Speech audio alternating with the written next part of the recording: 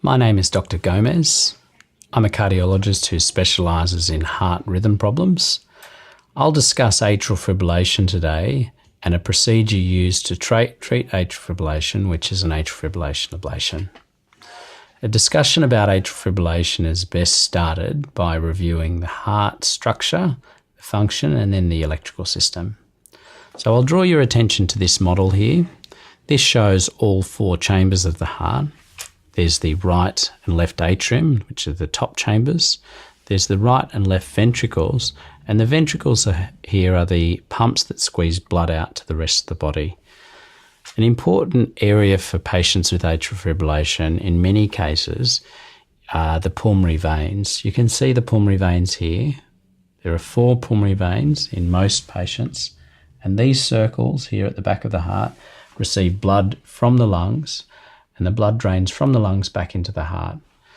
We'll talk about the electrical system in a moment, but these pulmonary veins can be responsible for extra heartbeats or ectopic heartbeats. These ectopic beats can get from the veins into the heart and disturb the normal heart rhythm. Next, we'll look at the heart's electrical system. I'll draw a rough diagram here of the heart with all 4 chambers.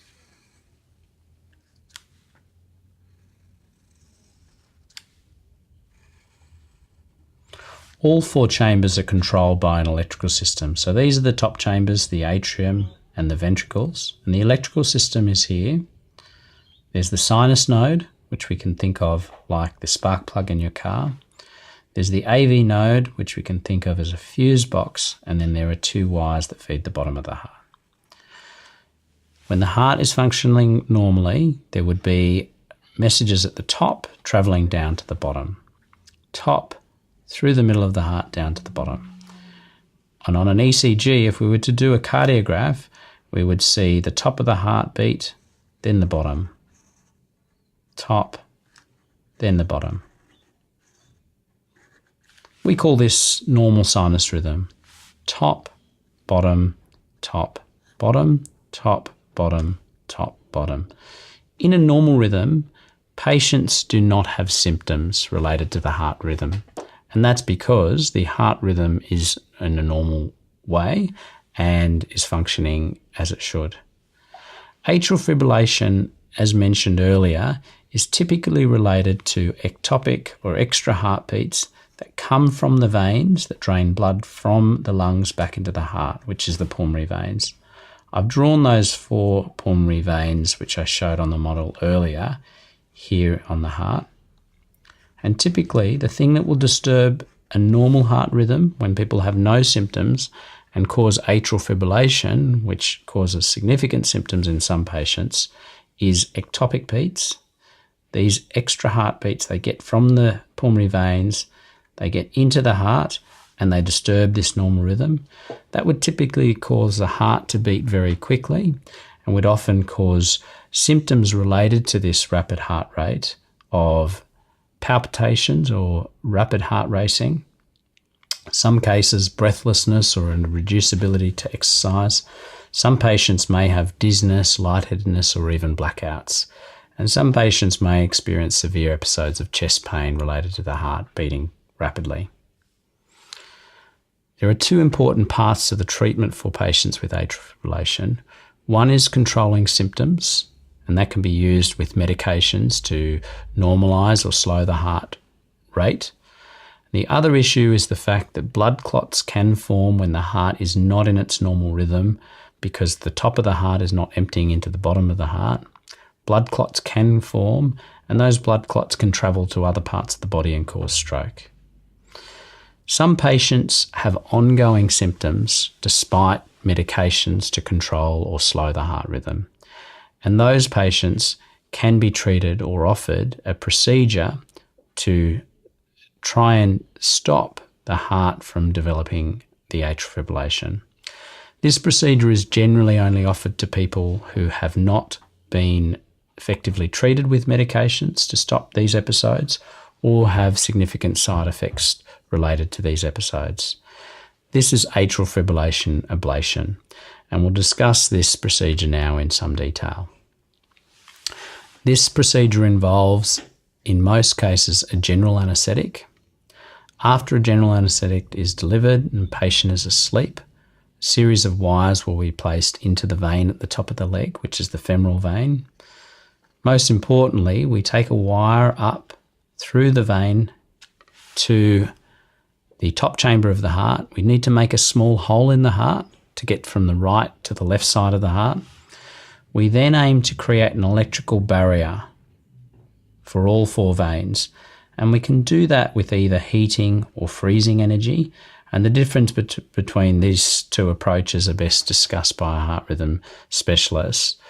But once that procedure is performed and we deliver the treatment to the areas involving the pulmonary veins, that will be able to stop these extra heartbeats from getting from the veins into the heart and stop the heart from developing atrial fibrillation in most cases. So the normal heart rhythm, where the top and the bottom of the heart is not disturbed by these ectopic or extra heartbeats. This is the most effective treatment for atrial fibrillation. In patients who have predominantly a normal heart rhythm with attacks of atrial fibrillation occurring occasionally, and a normal heart structure without significant enlargement of the top chamber, we would quote typically a success rate of between 60 and 70% with a single procedure. That means up to 30% of people do require a second procedure. If we accept that, then we would quote a success rate in most cases of approximately 90% for this procedure. And this procedure is best thought of as a course of treatment rather than a single procedure. And if we accept that, then we would quote a success rate of 90% in most cases. Some patients have what we call persistent atrial fibrillation. That's atrial fibrillation that's present all the time. Some patients will also have enlargement, significant enlargement of the top chamber of the heart. And those patients with persistent atrial fibrillation, enlargement of the top of the heart, or other structural problems of the heart, or have a lower associated success with this procedure. And that aspect of the treatment is best discussed by a heart rhythm specialist such as myself. In terms of risks with this procedure, which, as you can imagine, can rarely occur, they include bleeding, infection, blood clots, and damage to the surrounding blood vessels and nerves from where the wires are placed at the top of the leg. Rarely we can damage the veins on the way up to the heart or the heart itself, causing bleeding around the heart. We can damage the normal internal wiring of the heart, needing to fit a permanent pacemaker. Very important risks relate to damage to the surrounding structures in the heart. At the back of the heart here, we're delivering the treatment. There is a nerve that runs by the side of these veins, the pulmonary veins, supplying the breathing muscle, which can become damaged. There's the esophagus or food pipe, which runs at the back of the heart, which can become damaged. There's the veins themselves. All 4 veins can narrow down as a result of the treatment, causing breathing difficulties. And there's a small chance of a heart attack or stroke. If we add up all of the risks, the overall chance of any complication with this procedure is between 2 and 3%. Thankfully, serious complications are rare, and most of the risks relate to damage to the surrounding blood vessels and nerves and problems at the top of the leg where the wires are put in. Serious risks relating to needing to fit pacemakers, heart attacks, strokes, or damaging these surrounding structures at the back of the heart are all less than 1%. The usual expectation is that this procedure would be performed within 2 to 3 hours in most cases, and for patients to head home the following day after the procedure without complications. But as with any procedure, complications can occur, and these can also occur in the best of hands. After the procedure, patients are unable to drive for 2 days, and are best to take it easy with no heavy lifting for the first 2 weeks. After that 2-week period, patients are back to all of their usual activities.